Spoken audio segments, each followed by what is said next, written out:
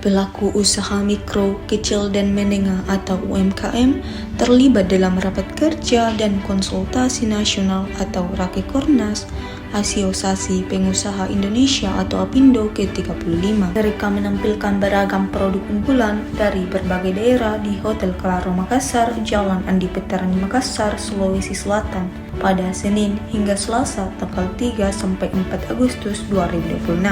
Pantauan tribuntimur.com pada Senin 3 Agustus 2026 pukul 10.30 waktu Indonesia Tengah. Suasana area pameran mulai dipadati peserta Rakekornas, tamu undangan hingga pengunjung. Mereka tampak berkeliling dari satu stand ke stand lain untuk melihat berbagai produk khas daerah yang dipamerkan. Salah satu stand yang ramai dikunjungi yakni Tenun Makassar, UMKM yang berasal dari Kabupaten Wajo, Sulawesi Selatan. Stand tersebut menampilkan berbagai produk kerajinan dan wastra lokal seperti lipas sabbe.